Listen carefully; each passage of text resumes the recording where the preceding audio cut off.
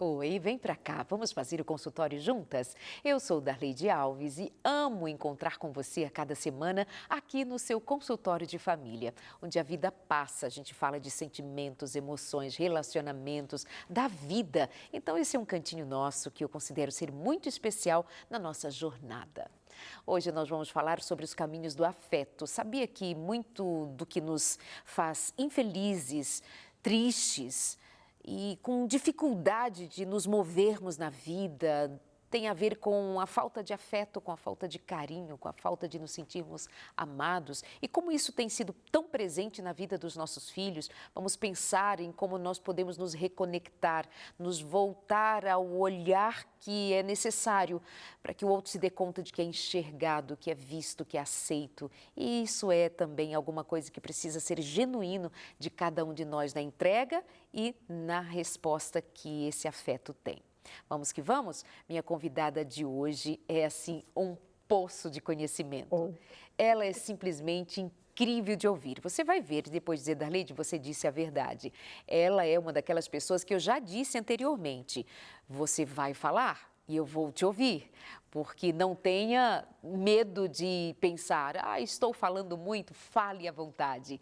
Kedma Nascimento, bem-vinda, bom tê-la com a gente. Bom dia, obrigada, Darleide. A satisfação é minha. Estava com muita saudade. Verdade. Porque faz muito tempo que eu não volto, não é? É verdade. Mas eu prometi que voltaria, estou voltando e estou te prometendo que vamos fazer uma série de 3 programas, porque esse tema é extremamente importante. Por que a importância de a gente conhecer o caminho do afeto?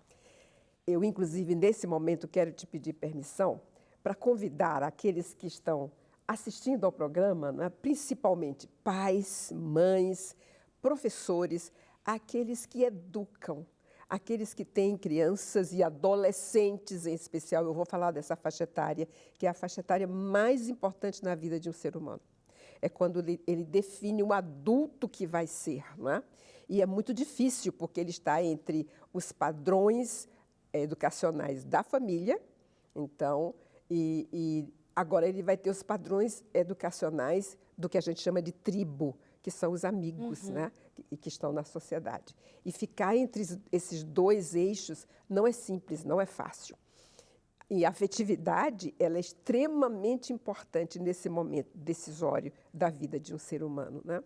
Então, eu quero convidar você para anotar. Pegue um caderninho, pegue uma caneta. Quando a gente anota, a gente organiza o conhecimento e memoriza. E tudo que eu vou falar vai ser extremamente importante, porque a gente tem pouco tempo para falar de muita coisa. E a neurociência, ela está muito nova. Ela está extremamente importante para mudar coisas que a gente imaginou que eram do jeito que eram, mas não são. E ela começa a importância dela na própria Bíblia, né? Quando o texto bíblico diz assim: o espírito abatido seca os ossos, a morte. Mas o sorriso aformoseia o rosto. E eu só sorrio quando eu sou uma pessoa que recebeu afeto e que sabe dar afeto. A grande pergunta que fica aí é o que é afeto, né? Vou te deixar curiosa. Antes de chegarmos à definição do que é afeto, eu queria começar com uma frase que eu acho da maior importância, que vocês podem anotar. É simplesmente do Oliver Sacks. E ele diz assim: cada um de nós é uma narrativa singular. Anotem isso. Eu sou uma narrativa singular, sim, construída de modo contínuo e inconsciente. Muitas vezes eu não lembro, né, da maldade que alguém fez comigo na infância, porque como eu não tinha estrutura para aguentar aquilo, ele foi para o meu inconsciente. Mas ele fica para sempre na minha vida. E sempre que eu toco aquele engrama neurofisiológico que se formou ali, aquilo volta, nem sempre claro, mas volta incomodando. E aí eu não sei receber afetos, eu tenho medo de receber afetos, e eu também não sei dar afetos. Então, essa frase do Oliver Sacks, ela é extremamente importante, porque, primeiro, cada um de nós é uma narrativa. Quando eu falo para você, Darleide, nós somos uma narrativa singular. O que você entende? A minha primeira importância dada é o fato de, primeiro, eu ser singular, não vai ter Sim. outro igual a mim. Não. Não vai ter outro que viveu a história como eu vivi. Exato. Portanto, como eu vou sentir essa narrativa também é muito particular. Esse é o que primeiro me chama a atenção. Sim. E aí, veja, na palavra narrativa, eu tenho o quê? Um enredo. Tem uma história que tem início, tem meio e tem fim. E esse fim pode ser um fim bom e pode ser um fim ruim, não é? Dependendo do início, dependendo de como ele foi construído. Então, nessa frase, o Oliver Sacks, ele é muito profundo. Cada um de nós é uma narrativa. E eu preciso, entendendo isso, começar a pensar qual é a narrativa da minha vida. Qual é a minha história? Qual é a minha história? Qual o caminho que eu segui? Por que nós intitulamos esse programa O Caminho dos Afetos? Os afetos ajudam, eles definem a forma como nós construímos esse caminho. Então, a afetividade, a forma como eu fui tratado, particularmente, eu me recordo, na nossa infância, nós somos 3 filhas, não é?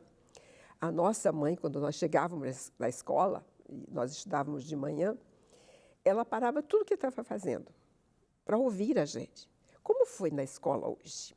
E a professora fez o quê? Quem é o melhor coleguinha? De quem você mais gosta? Qual coleguinha que você vai trazer aqui para almoçar com você um dia desses? E não era algo mecânico, ela realmente, Não. quando ela parava tudo para fazer essas perguntas, ela estava intencionalmente posta para ouvi-las. Não era Exatamente. aleatório, assim, como é que foi hoje na escola? Não era mexendo o feijão. Não era passando ferro na roupa. Não, ela parava, a gente almoçava, e daí ela parava e ia conversar com a gente. Na afetividade, o ponto mais importante é o outro me ouvir. Quantas vezes você está pedindo para ser ouvido, não escutado? Porque tem uma diferença. Eu escuto barulhos, mas eu ouço sons. Existe uma lenda que eu gostaria de contar agora, porque ela é extremamente importante. É uma lenda, não é? Então, conta-se a história de um grande rei. Ele era dono de uma ilha imensa. E a ilha era muito próspera e o povo era muito feliz, porque ele foi um excelente líder, um grande rei. Mas agora ele estava velhinho e ele precisava passar o cetro para o filho dele, filho único, o príncipe. Só que o príncipe, ele era vaidoso, arrogante e ambicioso. O oposto da maturidade do pai. Então, com isso, estamos falando que afetos formam a maturidade, né? E o pai se preocupava muito. O que ele iria fazer com aquela ilha, o filho, quando recebesse o cetro, por conta da vaidade, da arrogância e da ambição. E preocupado com aquilo, lembrou-se de um velho mestre, amigo dele, que era um mestre que fazia coaching, que ajudava pessoas a se desenvolverem, principalmente executivos, né? Então, ele pediu ao filho para ir para o templo desse mestre. Conversou com o mestre aceitou. Quando lá chegou, o mestre conversou com o príncipe e, depois da entrevista, percebeu exatamente qual era o problema dele. E disse assim: filho, se você quiser continuar a grande gestão que o seu pai fez, um líder fora de série, a sua tarefa vai ser ficar durante 1 ano dentro dessa floresta aqui ao lado, ouvindo todos os sons da floresta que você puder ouvir. O príncipe ficou irritado e disse: eu vou sair do conforto do meu palácio para ir ficar como um animal dentro de uma floresta, escutando. Ele entendeu o que o mestre falou? Não. A arrogância, a vaidade, não permitiram. Mas ele foi, porque ele era ambicioso, ele queria o cetro. E ele foi para a floresta, ficou 1 ano lá na floresta. Depois de 1 ano, ele voltou. Quando ele voltou, o mestre o recebeu carinhosamente e então perguntou: meu filho, depois de 1 ano na floresta, que sons da floresta você conseguiu ouvir? E ele, zangado, disse: eu consegui ouvir o roçar das folhas caindo nas árvores, o cantar dos cucos de manhã cedo, o alvoroçar dos beija-flores. Muito zangado. O mestre olhou para ele sorrindo e disse: então a sua tarefa vai ser voltar para a floresta e ficar o tempo que se fizer necessário até você ouvir os sons da floresta e não escutar os barulhos da floresta. Ele saiu marchando muito zangado, mas foi. E pensando, será que eu não sei a diferença entre ouvir e escutar?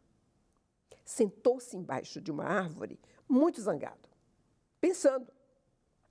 Conta a lenda que naquela posição, um dia de manhã bem cedo, ele se acorda e ele começa a ouvir sons novos, vagos, diferentes de tudo que ele ouvira antes. E ele começou a prestar atenção àqueles sons. E quanto mais atenção ele prestava, mais encantado ele ficava. E ficou ali ouvindo, ouvindo, pacientemente ouvindo. Voltou ao templo. Quando lá chegou, o mestre o recebeu e perguntou sorrindo, então, meu filho, depois de todo esse tempo na floresta, que sons da floresta você conseguiu ouvir? Ele, sorrindo, disse para o mestre, mestre, quando prestei mais atenção, pude ouvir o inaudível som das flores se abrindo, o inaudível som da grama bebendo o orvalho da manhã, o inaudível som do sol aquecendo a terra. O mestre pediu para que ele parasse a narrativa e disse, meu filho, ouvir o inaudível é ter a disciplina necessária e a afetividade necessária para se transformar num grande líder. Quando o líder ouve apenas as palavras pronunciadas pelas bocas, né, dos cidadãos, a morte do país começa aí.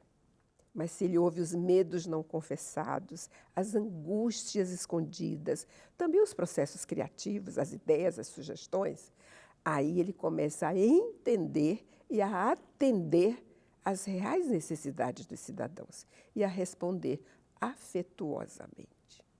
Que lindo. Então, os afetos começam no ouvir. A mãe que ouve fica só 15 minutos ali no chão brincando com a criança de 1 ano e tem brinquedos, né? Mas a criança olha para ela toda feliz, como diz, você está aqui comigo?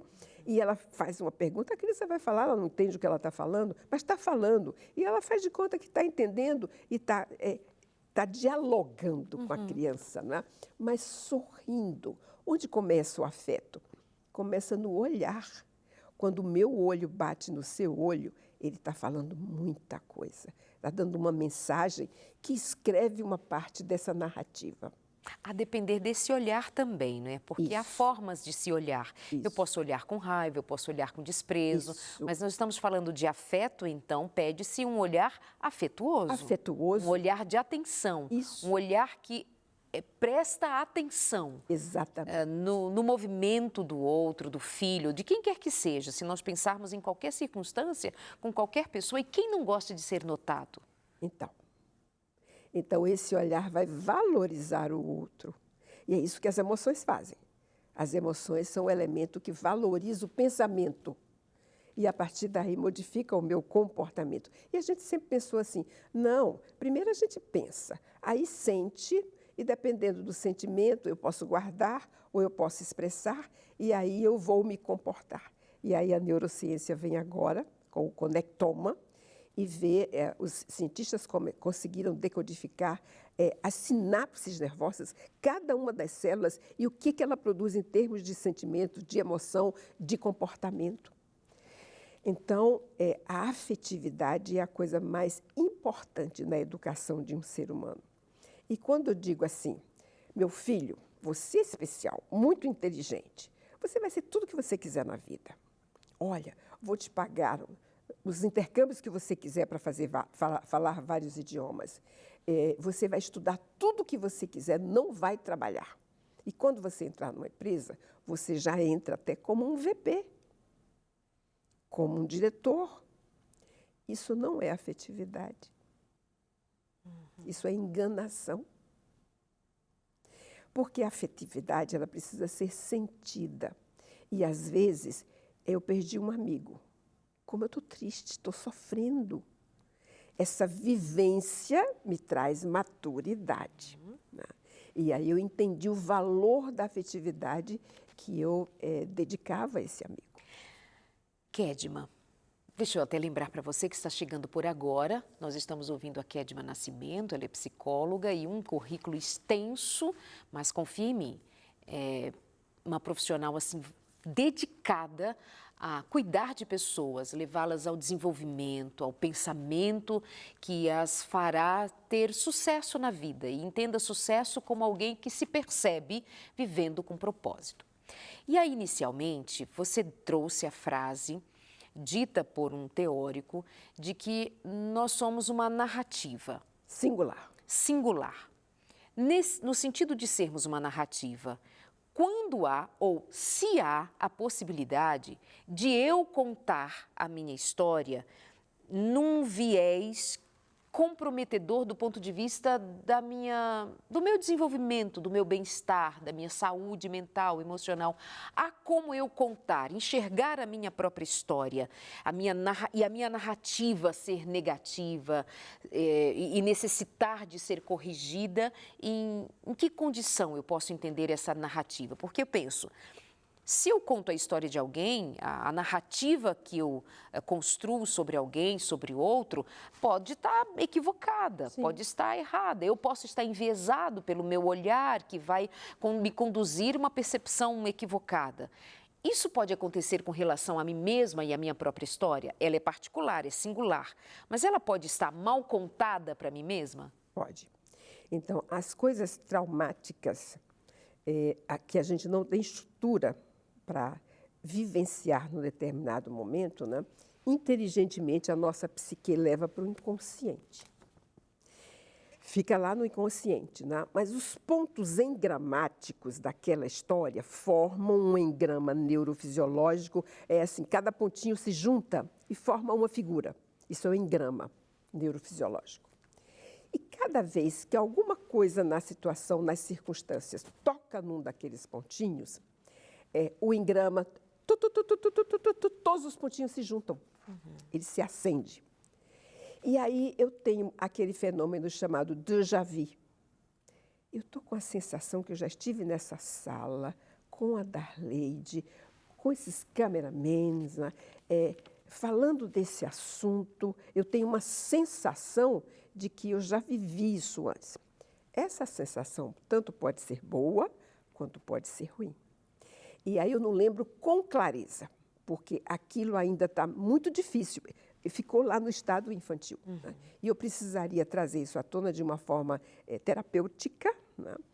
Para, a gente fala, passar a vassourinha.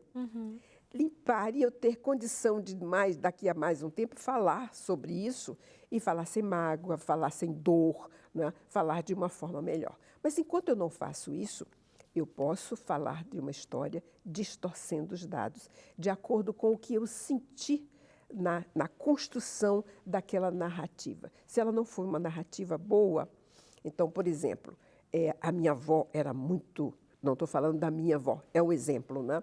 A minha avó era muito brava, muito dura, e ela castigava, e ela batia, né? E tinha até o chinelo para bater e etc. E, de repente, eu entro em algum lugar e vejo uma pessoa que é muito parecida com a minha avó, fisicamente. Ao olhar para aquela pessoa, eu me lembro das surras, eu me lembro das xingações, eu me lembro dos gritos, né? E aquela pessoa, então, não me gera um bem-estar. Eu não quero estar com ela.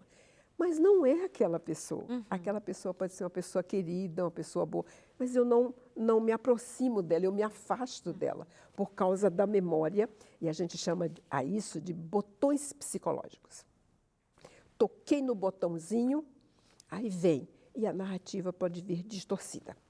Ela pode ser mais distorcida ainda quando eu tenho um problema neurótico ou um problema psicótico, ou seja, a minha narrativa foi tão pesada que me adoeceu. E aí a história vem de um jeito totalmente diferente da realidade. Um jeito doentio, mas é o jeito que eu tenho de contar, é o que eu lembro. E a gente vai ter que escutar essa narrativa e no processo, por exemplo, proposto, levá-la a reconstruir Rever, entender e perceber nessa jornada. Você disse que o adolescente está numa fase em que será determinante. Mas o quanto a adolescência é determinante e a infância é determinante? Perfeito. Se eu for para o Eric Berne, que é o autor da análise transacional, ele separa as faixas etárias assim, de 1 a 7 anos de idade, ele diz, aí a gente define o adulto que vai ser. Por quê? Porque é nessa faixa etária, de 1 a 3 anos de idade, a criança forma o sentimento de ser amada.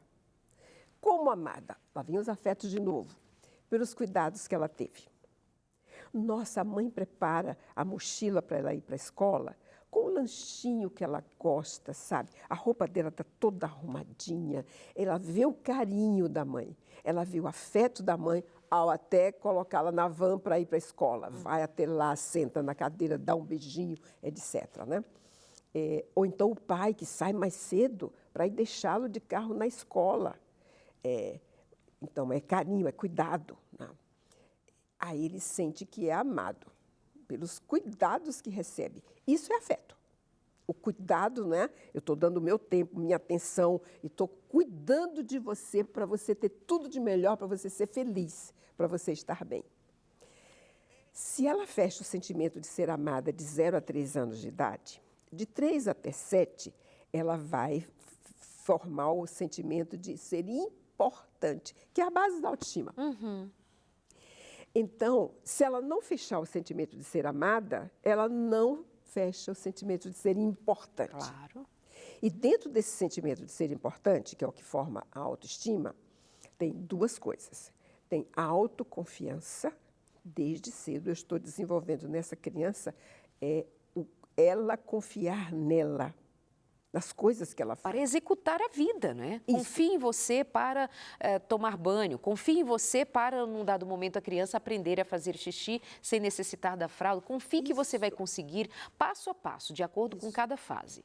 E também cair, levantar. Lembra que os antigos falavam assim, levanta para cair de novo. Os pais de hoje não deixam a criança cair. Precisa deixar cair, para ele entender que não é um erro e que não vai ser punido, que ele aprendeu alguma coisa com aquilo e que ele foi capaz de se levantar. E para que haja essa compreensão, é preciso que o adulto que o está acompanhando e dando importância a ele e ao que aconteceu, faça associação. Olha, filho, você caiu, mas também, olha o que você conseguiu a seguir, olha o que a gente aprende no evitamento do risco, mas também no aprendizado do pós-queda. Então, portanto, não é simplesmente, deixa cair. Não é assim, caiu e nós vamos interagir sobre. Isso. Você caiu e se levantou. É assim mesmo, olha. A mamãe também já caiu, conta uma história. O papai também já caiu, né? E vejam, há um autor chamado Winnicott. Ele é um autor excelente sobre a formação infantil, principalmente maturidade, né? Ele é o melhor.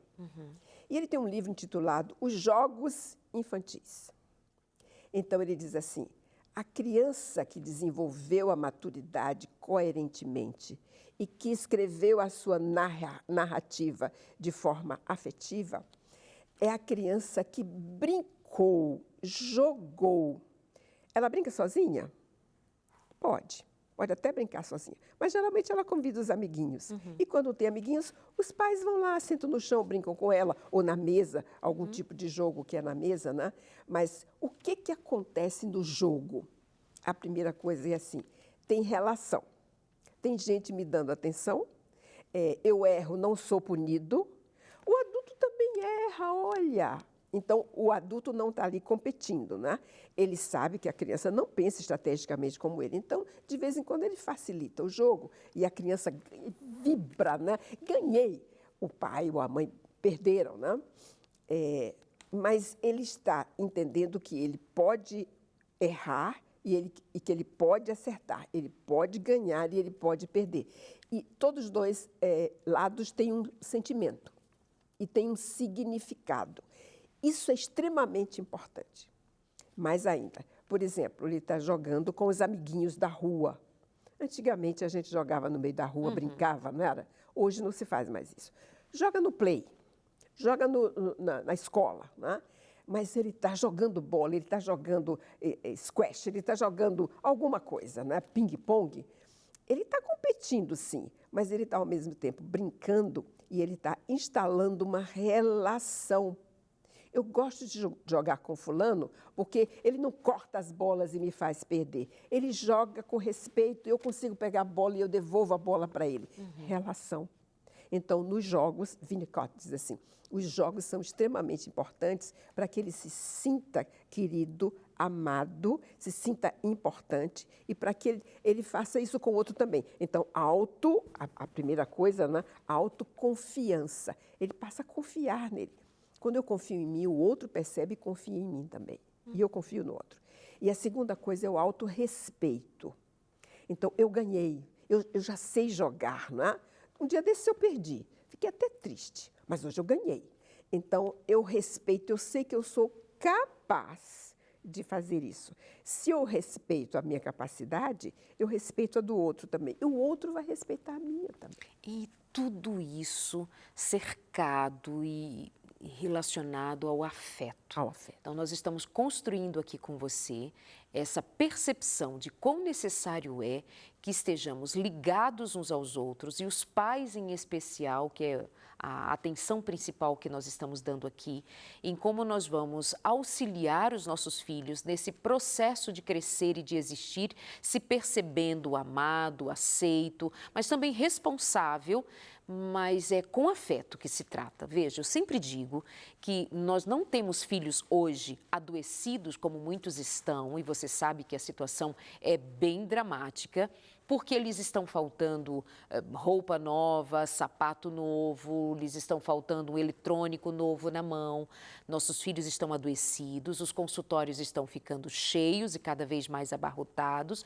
de crianças e adolescentes com tentativas de suicídio, com toda a ordem de sofrimento, porque muitos deles, ou se não todos, tem falta de presença, de amor, de afeto, de serem enxergados, de serem vistos, de serem percebidos. Está faltando colo mais do que coisas. Está faltando presença, está faltando eles sentir-se amado e também serem ensinados a amar.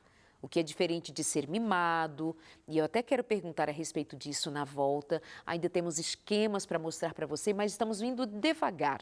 Nós faremos 3 programas nesta sequência para você fazer um pacotinho de informações e pôr em prática na vida com seus filhos. E para te ajudar ainda mais, em todos os sentidos, nós oferecemos para você sempre mais conhecimento por aqui. Por exemplo, hoje eu estou indicando para você a revista Sentimentos, ou melhor, Mente Feliz. Essa revista vai falar sobre a cura da ansiedade, o processo de lidar com ela. Uma vida leve começa com o cuidado de quem está se percebendo na vida, necessitado de ajuda, como lidar com o caos no qual muitas vezes nos encontramos. Vamos falar sobre ansiedade, depressão. Depressão não é frescura, sua tristeza pode ser uma doença profunda. Há que se fazer uma diferença entre tristeza e quando essa tristeza já se transforma em depressão. Esse material foi escrito por um psiquiatra, o Dr. César Vasconcelos de Souza. Mente Feliz. Manda uma mensagem para a gente e garante a sua. Vai chegar na sua casa, pelo correio, não precisa pagar nada por isso, não tem boleto, não tem nenhum pedido financeiro para você receber esse material, nada. Você só vai pedir a revista, nós vamos enviar para sua casa. Mas, Darleide, qual é o interesse de vocês? O nosso interesse é fazer o que Jesus Cristo disse que fizéssemos, que nós ensinássemos a outros o que nós temos aprendido dele. E o Evangelho nos ensina a viver.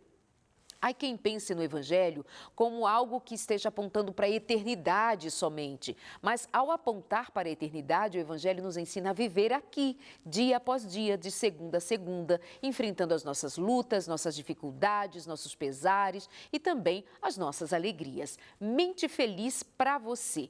Uma mente saudável, uma mente forte, uma mente restaurada. Liga para a gente no 0 Operadora 12 21 27 31 21, 0 Operadora 12 21 27 31 21, Ou, se preferir, pode também mandar mensagem no nosso WhatsApp, 98244 4449. Aparece no seu vídeo agora e ao longo do programa para que você anote e facilmente possa falar com a gente, ou por telefone ou mandando uma mensagem no WhatsApp dizendo mente feliz. Mente feliz é o que nós desejamos para você. Nós vamos para o intervalo e já voltamos conversando com Kedma Nascimento sobre a importância do afeto na vida da gente. Até já.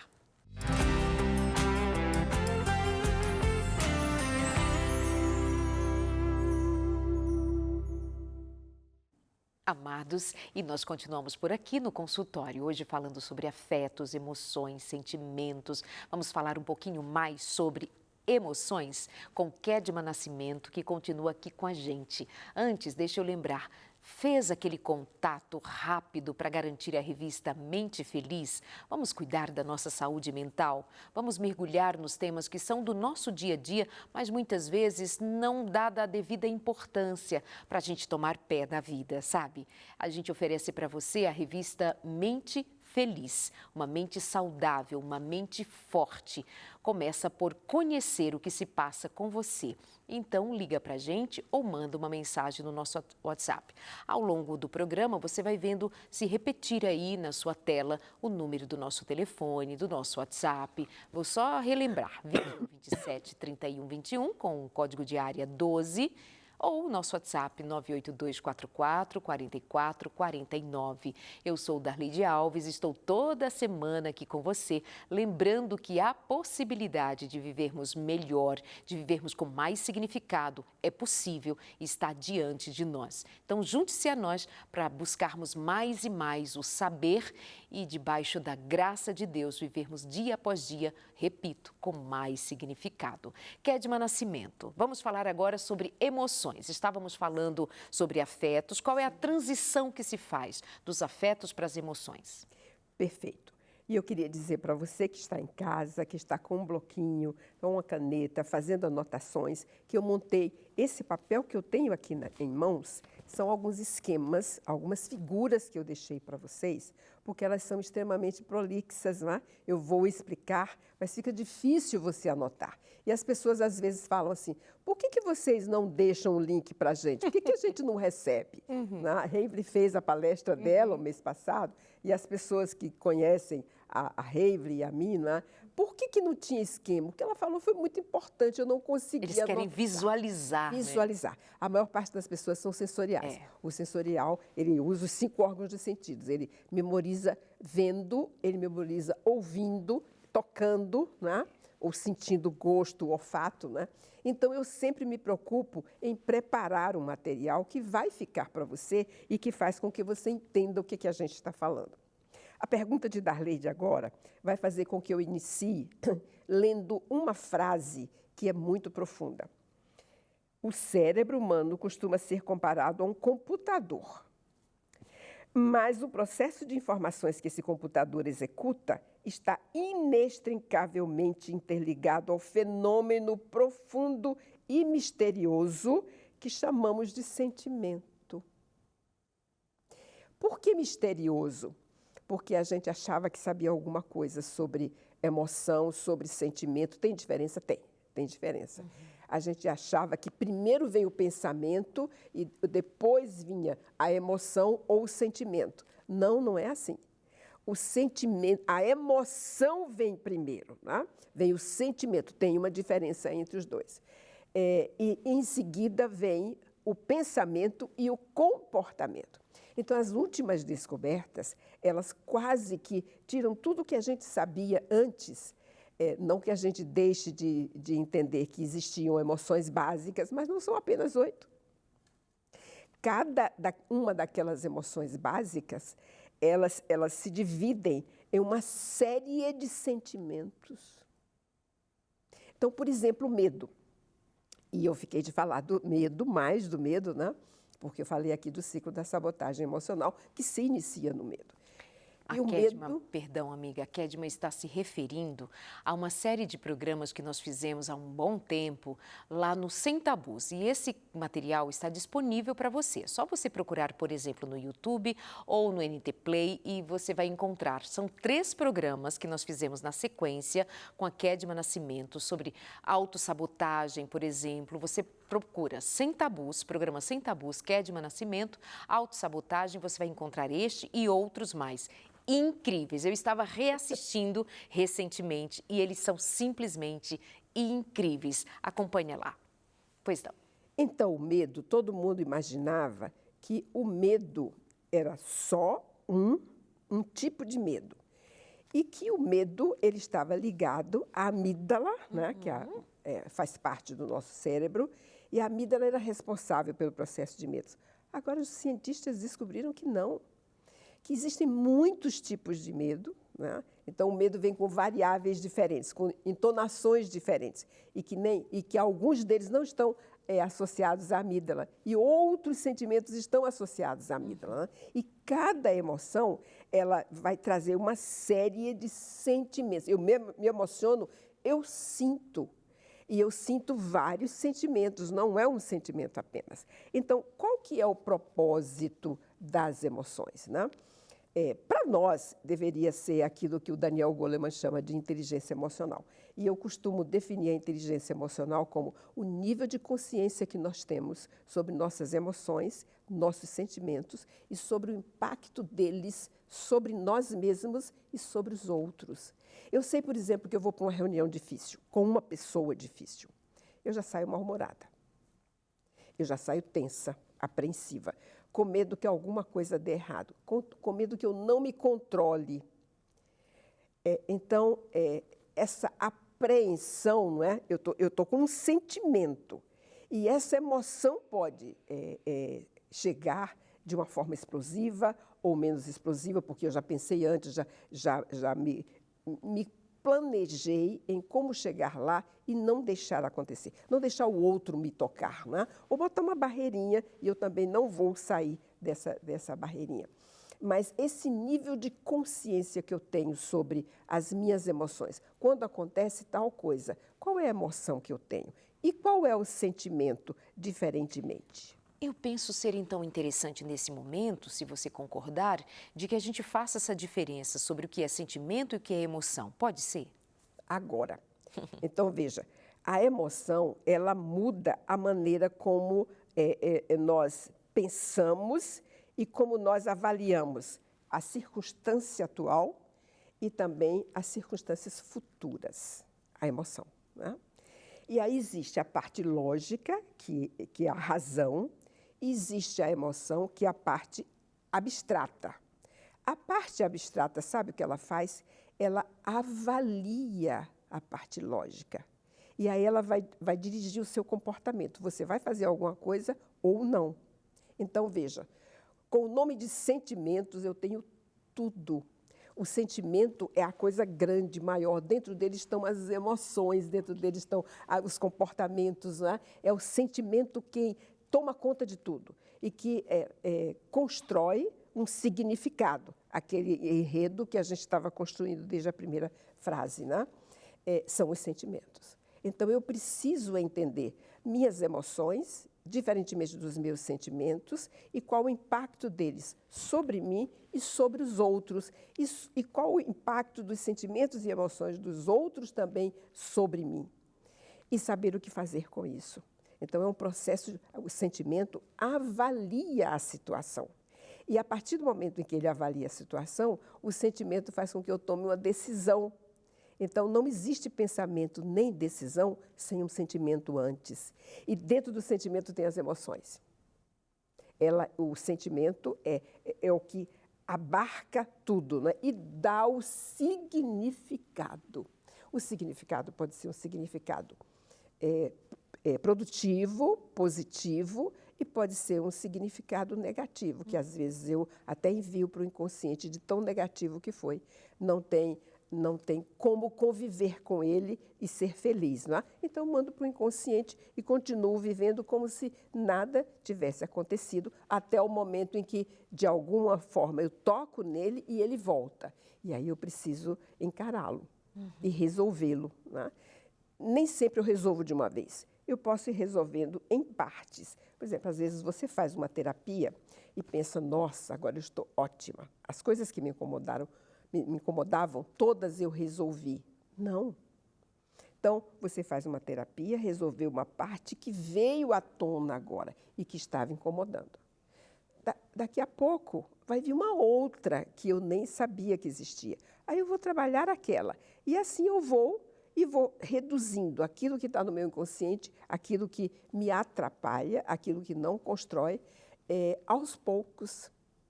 Não precisa você ficar fazendo 20 anos de análise, não é? Não, faz uma terapia, trabalha o ponto focal, trabalha o que está incomodando, principalmente emoções e sentimentos, é o que eu vou trabalhar ali, e resolvendo-os. Então, a minha vida, a parte lógica e a parte decisória, ela vai ficar melhor.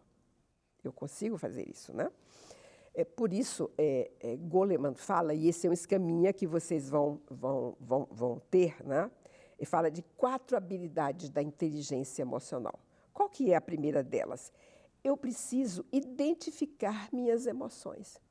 O que eu estou sentindo agora? Eu estou contrariado, eu estou com raiva, eu estou tão feliz. Nossa, eu estou com a vontade de desenhar, criar, de fazer diferente. Eu preciso não ter medo de enfrentar as minhas emoções. Mas nós não fomos educados para isso. Nós fomos educados assim, por exemplo, o menino quando começava a chorar. Cala a boca porque menino não chora, homem não chora. Não, homem ou mulher, não importa, menino ou menina, criança, adolescente ou adulto. Seres humanos choram. Choram. Eles precisam das emoções. Deus fez as emoções. E fez para quê? Para que a gente tivesse equilíbrio. Por que as pessoas estão tão desequilibradas no mundo de hoje? Porque elas negam as emoções, elas negam os sentimentos, nem sabem a diferença, né? E aí fica uma vida muito racional e sem significado. Porque quem traz o significado a essa vida racional é a emoção, é o sentimento, né? As emoções estão dentro dos sentimentos, né? O sentimento é a coisa maior, as emoções estão ali dentro. Segundo, depois de identificar e conviver com as minhas emoções, com os meus sentimentos, eu preciso saber como utilizá-las em favor de mim mesmo. Hoje eu vou passear no parque porque eu quero um dia de felicidade. Estou administrando minhas emoções. Hoje eu vou sair com a minha melhor amiga. Hoje eu vou jantar na casa de uma família que eu gosto muito e que me dá muito valor, né? Então, eu preciso tomar decisões em relação a viver mais as emoções positivas, viver mais esses sentimentos. E cada vez... Bem, Freud tem uma fala que eu gosto muito. Ele diz, esse nível de consciência que você precisa ter sobre as emoções, ele vem geralmente no banho. Quando você está tomando banho, e é um banho quentinho, principalmente agora que está frio, você se sente como se estivesse na vida intrauterina. Está quentinho, está confortável, está seguro, você está sozinho, a porta está fechada, né? E aí você começa a pensar. E ele diz, se nós respondermos a 2 perguntas quando estivermos tomando banho, o que eu fiz no dia de hoje que eu me orgulho? Alguém precisou de um conhecimento e eu dei o conhecimento, a pessoa tomou uma decisão, ficou muito agradecido, muito feliz. Nossa, 2 pares meus amigos estavam brigando, era um conflito intenso, e eu fui lá, mediei o conflito, trouxe ele à tona, e eles resolveram o conflito e a relação ficou melhor do que era antes. Tinha uma equipe precisando de uma ajuda e eu me dispus, ajudei e a equipe agradeceu. E eu anoto isso quando eu saio do banho. O que eu fiz que foi importante. Por que eu anoto? Primeiro, porque o adulto precisa organizar o conhecimento. Final do dia, tem que organizar, senão ele começa o outro dia com tudo misturado. E aí não tem os significados. Segundo, porque ele não vai esquecer. E no outro dia, ele continua fazendo aquilo que ele viu que era bom. Mas tem uma segunda perguntinha. E o que eu fiz no dia de hoje que eu não me orgulho? Opa! alguém precisou de uma ajuda e eu falei assim, se vira nos 30. Brinquei, passei. Não tive uma preocupação empática. Não fui ao encontro dele, isso é afetividade. Não fui ao encontro dele e não ajudei. Né? Vi dois amigos num conflito, eu falei, ai, gente, conflito, sabe como a gente resolve? Toma um café juntos, se toma cerveja, toma uma cerveja juntos, né? E está tudo resolvido. Não, eu tamponei o conflito. O que é que acontece aí? Esse conflito vai crescer como se fosse a brasa debaixo da cinza e em algum momento ele vai explodir. E essa relação pode se desmanchar para sempre e pode inclusive ter um final trágico. E aí eu vou sentir culpa. Nossa, eu tive a chance de ajudar a resolver aquele conflito e eu não ajudei. Por que eu não fiz isso? Né? Então, eu preciso ter, além de conhecer as minhas emoções, os meus sentimentos, eu preciso saber como encaminhá-los nos vários momentos da vida. Né? Depois o Goleman diz assim, eu preciso também compreender as emoções dos outros. Empaticamente, né? Eu tenho uma empatia que é cognitiva, que você está falando alguma coisa para mim, nem falou tudo, mas está pedindo uma ajuda. Como eu já passei por isso, eu entendi você, mesmo você não tendo falado tudo. Essa é a empatia cognitiva. E depois eu tenho a empatia emocional, que eu consigo me colocar no seu lugar e sentir como você está sentindo. É esse o terceiro tópico. Sentir o que o outro está sentindo para saber o que é que eu posso fazer por ele. Mas é possível? Como que se eu tenho a minha narrativa própria e o outro tem a sua, como é que eu sinto se eu não estou na pele do outro, se eu não estou no lugar do outro de fato? Porque somos pessoas de universos, digamos assim, diferentes nessa caminhada. Como que é isso? Olha, por exemplo, uma coisa bem simples. Eu estou passando por você e eu olho para você e o seu olhar está assim. Medo, desespero, ou raiva, né? Então, a gente, no rosto de cada emoção, a gente, por exemplo, na raiva, né? A raiva, olha, a sobrancelha vem para baixo, eu vou franzir o senho, né?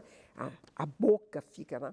Eu olho para o seu rosto e eu já faço uma identificação. Darleide hoje está feliz, olha lá como ela está, olha o sorriso está assim, olha o olhar está para cima, né? Ou então assim, ela hoje está preocupada. E alguma coisa aconteceu. Ou seja, um dia eu fiquei preocupada, portanto eu sei, por isso eu reconheço. Um dia eu fiquei feliz e por isso eu reconheço. Exato. Então é essa percepção de que como o outro está passando por algo que eu já passei também. Perfeito. Agora, veja, por exemplo, eu posso perceber em você uma preocupação, uma irritação nesse momento ou alguma coisa que necessite de ajuda. E simplesmente fazer de conta que eu não vi, passar direto. Oi, Darleide. E passar direto. Isso é o que acontece com a geração millennials hoje. Ela morre de medo de entrar em contato com as relações. Nós vamos falar isso num próximo programa, né? Mas eu já estou dando spoiler. Ela morre de medo de entrar na relação. Quem são os milênios? Só para a gente lembrar da faixa etária. São a geração que nasceu mais ou menos em 1984, de 1984 para cá. Né? E é a geração que, nesse momento, está entrando nas organizações, porque os boomers estão saindo, os boomers estão acima de 50 anos. Né? Eles já estão se aposentando, os X estão lá, os X estão de 35 a 50 e poucos anos. E a Y está entrando, Y ou Millennials, né? Está entrando na organização. E qual que é o grande problema? Ela não fica. Por que não fica? Num dos 2 próximos programas, nós vamos falar dessa geração. Vou deixar você curioso. E o que as organizações estão passando? Um momento muito difícil, porque não tem gente para trabalhar. E isso não importa qual é o tipo de organização. Por exemplo, gente, eu não sei se vocês viram que o número de pessoas nos aeroportos aumentou e o número de aeronaves diminuiu. Por quê? Como eu converso muito com os comandantes, né? Primeiro, as fábricas chinesas, que são as que fazem as peças para a reposição, né, das aeronaves, nesse processo político mundial, aí, nessa guerra toda, elas não estão entregando as peças. e as aeronaves estão paradas nos pátios, porque não tem peça para repor. E segundo, porque é a geração milênio que entra para embarcar as pessoas. Vocês já viram, por exemplo, o desespero das pessoas nas companhias aéreas quando vão embarcar um voo? Saem correndo daquele balcão lá, corre, corre, corre, chega nesse balcão aqui onde você está. E está todo mundo cansado, aí um pede ajuda. Olha, já tem que embarcar agora, chegou o voo, me ajuda. Aí um outro sai de outro lugar correndo, porque não tem gente suficiente para estarem 3 ali embarcando um voo, porque um está colocando etiqueta na bagagem, o outro está no computador, o outro está olhando o seu ticket de embarque. Não tem. E por quê? O turnover é muito alto. Entra, 6 meses depois, se ela não for promovida, ela sai. E ela não sai só por isso. Muitos entram em depressão. Então, têm que ser afastados do trabalho porque não se sente importante, significativo. Não foi percebido, não foi notado, não tem afetividade. E outros se suicidam.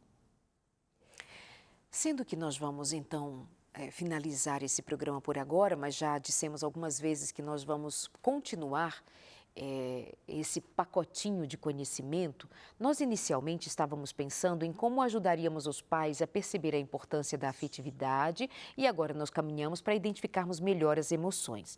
Aproveitando esses próximos minutos, como é que então a gente amarra esse primeiro momento? Perfeito. De tal maneira que quem nos ouviu até agora entenda que o que nós quisemos entregar foi... O que nós quisemos entregar foi a base da afetividade. E onde está a base da afetividade? Está na relação. Essa relação pode ser um olhar. Olhe para o outro com um olhar contemplativo, carinhoso, de aceitação. Quando eu olho para o outro com um olhar de que não te aceito, não te quero, a afetividade não está aí. Sorria. Então, a primeira coisa está no olhar. A segunda está no sorriso. Por quê? O sorriso aformoseia o rosto, o sorriso fala da alma. Então, a mãe que briga, franze o senho, xinga e etc., está de rosto fechado, o que ela está dizendo para o filho? Eu não te aceito, não tenho afetividade para te dar agora. O olhar, o sorriso e o toque. E a quarta coisa mais importante, uma relação interpessoal verdadeira. Senta, conversa, troca ideias, mas não conversa sobre futilidades. Conversa sobre o que é significativo para o outro, sobre a vida dele, o que ele sente, o que ele faz, o que ele quer do futuro e como eu posso ajudar agora. Aí, se isso é significativo, então isso é afetividade. E isso é o que está faltando na humanidade inteira. Cuidar de um filho, colocando uma roupa limpa, colocando o lanche na lancheira dele, na mochila, comprando o livro que ele precisa, dando o som que ele quer, isso não é afetividade. Isso é engano. E isso é pior do que se não tivesse afetividade nenhuma. E aí a gente toca num assunto sensível, não é? Porque nós somos uma geração, digamos assim, somos um povo no momento em que nós somos ensinados a praticamente vivermos como ratinhos, como hamster, naquela rodinha, simplesmente comendo, vivendo, fazendo o que dá, o que pode, como pode. E nós estamos depois pondo as mãos na cabeça e dizendo o que eu fiz, onde foi que eu errei, eu dei tudo para esse menino, eu dei tudo para essa menina, o que eu fiz, o que eu fiz. De fato, a gente tem dado muito do que os nossos filhos precisam materialmente. O mundo exige, afinal de contas, nós vamos mostrar sucesso pelo que a gente tem, pelo que a gente conseguiu, pelo que a gente conquistou, e outros por sobrevivência mesmo, mas no fim das contas, para e pensa. A gente não tem tempo uns para os outros. A gente não tem tempo. Muitos aí estão do outro lado se sentindo culpados porque pararam para nos ouvir aqui.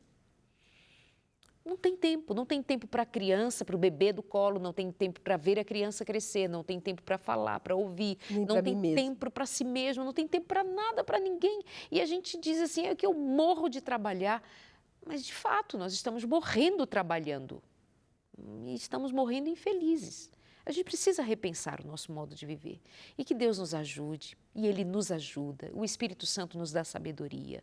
O Espírito Santo promove em nós um vigor renovado. E eu desejo muito isso para você. Nós vamos nos encontrar outra vez no próximo consultório, continuo com a Kedma, e nós vamos avançar, tá bom? Nesse conhecimento prático. Mas por hoje, afeto, amor, presença, olhar, sorriso, toque. É disso que seus filhos precisam, é disso que todos nós precisamos. Leve isso em conta. Um beijo, muito obrigada, meu amor. Obrigada a todos. Um prazer enorme estar conversando isso com vocês. Os 2 próximos programas vão esclarecer e trazer soluções. Um grande abraço para você. Deus te abençoe. Até mais, meus amores. Fiquem com Deus.